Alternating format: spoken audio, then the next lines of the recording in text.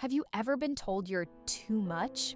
Too careful? Too detailed? Too obsessed with the little things? That was me. I worked in an investigative unit where most people liked quick answers. They skimmed through cases, checked the basics, and closed the file. But not me. I wrote reports that dug into every tiny detail. Timestamps, inconsistencies, patterns nobody noticed. My reports would stretch far longer than anyone else's, and people rolled their eyes. "Nobody has time to read all that," they'd say. At first, it stung. I thought maybe I was doing something wrong, but deep down, I knew I wasn't being excessive, I was being thorough. I believed every detail told a story, and ignoring it could mean missing the truth. And then, one day, everything changed. The chief himself, a man who rarely praised anyone, called me into his office. I thought I was in trouble. Instead, he handed me a file, a complex case, one that had already frustrated the senior investigators. And he said, "I want you to lead this investigation." For a moment, I froze. Me? The guy everyone mocked for writing too much? Why me? That's when he looked straight at me and said, "Because this case needs someone who sees everything. Someone who doesn't stop at the surface." That's when I realized what people mocked as too detailed was actually my strength. And that case was about to prove it. The case was unlike anything I'd seen before. It involved financial fraud, a missing employee, and whispers of something bigger, something no one had been able to piece together. At first glance, the evidence looked scattered. A few bank statements, a suspicious transfer, and an email trail that didn't quite add up. Most people had given up on it because it seemed like a dead end. But not me. I sat down with the file, spread every document across my desk, and started doing what I did best, looking at every tiny piece as if it mattered. I noticed something immediately. The dates on the bank statements didn't align with the reported working hours of the missing employee. It was subtle, almost invisible. But there it was. That gave me my first lead. The more I studied, the more I realized this wasn't just fraud. It was a carefully designed system. Someone had created layers of false trails to confuse investigators. And the missing employee wasn't just an innocent bystander. They were either part of it, or they had discovered too much. Suddenly, the case that seemed boring to everyone else lit a fire inside me. This wasn't going to be solved by quick answers. This was a puzzle. And puzzles were my language. I remember the first breakthrough moment like it was yesterday. I'd been staring at the same spreadsheet for hours when something clicked. A set of transactions repeated in a pattern. Small amounts first, then a sudden spike, then silence.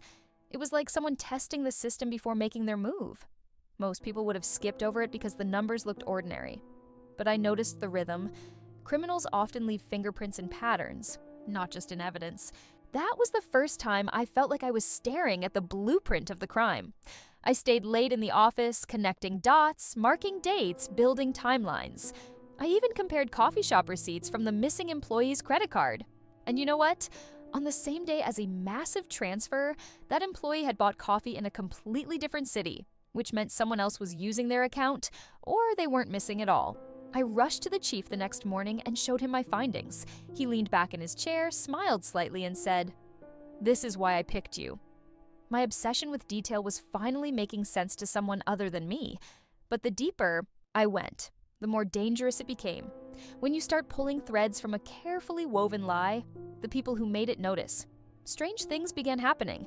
I got anonymous calls where the line went silent the moment I answered. My apartment. Door looked like someone had tried to pick the lock. One night, as I walked home, I felt like I was being followed.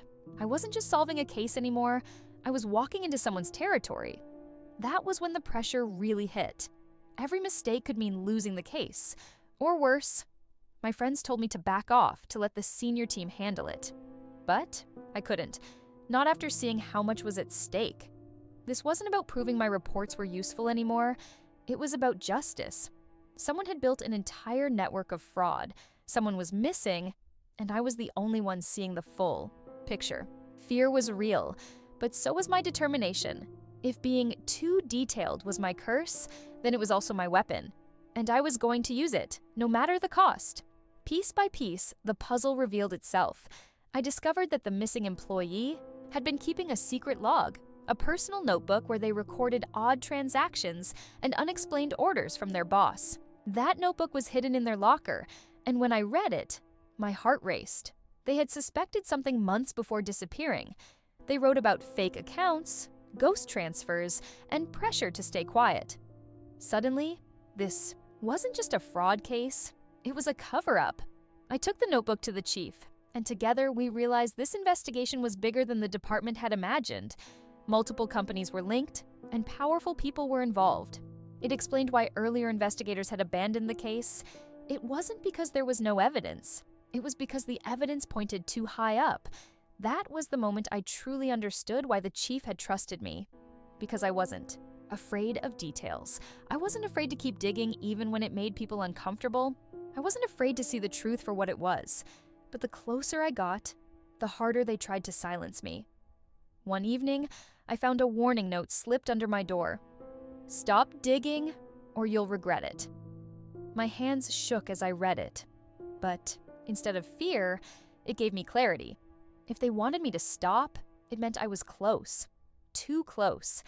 I doubled my efforts, working nights, following digital trails, cross-checking every account. And then, one night, I found it. A hidden account connected, directly to a senior executive. The transactions proved not just fraud, but embezzlement on a massive scale. Billions of dollars were moving quietly, disguised through fake names and offshore banks. And guess what? The missing employee's identity was being used as a shield to cover it all. My so-called too detailed report was no longer just paperwork. It was the key to exposing an empire built on lies. When I finally presented my findings, the room went silent. Senior officers, legal advisors, even government representatives sat around the table as I explained each step. I laid out the timeline, the transactions, the notebook, the offshore accounts. Every slide, every chart, every detail connected like a chain that couldn't be broken. And when I finished, the chief turned to the room and said, "This is why detail matters." For the first time, I felt not just relief, but validation. My so-called weakness had become the only reason the case cracked open. The executives involved were arrested, the missing employee was finally located, and justice was set in motion. But it didn't end there. Leading that investigation changed everything about how I saw myself. I realized that being too much wasn't a flaw. It was a gift. The world often tries to make people shrink themselves, to talk less, to simplify, to avoid digging too deep. But sometimes depth is exactly what saves the day. I started mentoring younger investigators, teaching them not to ignore the small things. Because the truth is always hiding in the small things. And I made peace with the fact that I wasn't built for shortcuts. I was built for the long game. Of course, people still joked about my long reports. That never really stopped. But now, when they said it, it carried a different tone, one of respect. They knew that behind every long report was a truth that might have been missed otherwise. And when the next complicated case arrived, they didn't hesitate to send it to me. Not because I was the smartest, but because I was the most relentless. And in investigations, relentlessness often beats brilliance. So if you've ever been told you're too much, too detailed, too cautious, too passionate, don't let it break you. Sometimes the very thing that people dismiss as your flaw is the strength that will set you apart when it matters most. My analysis report was once mocked for being too detailed. But when the chief asked me to lead the most important investigation of my career, those details became the difference between failure and justice. And that's the truth I want to leave you with. Never shrink yourself to fit someone else's idea of enough. Because one day, your too much might be exactly what the world needs.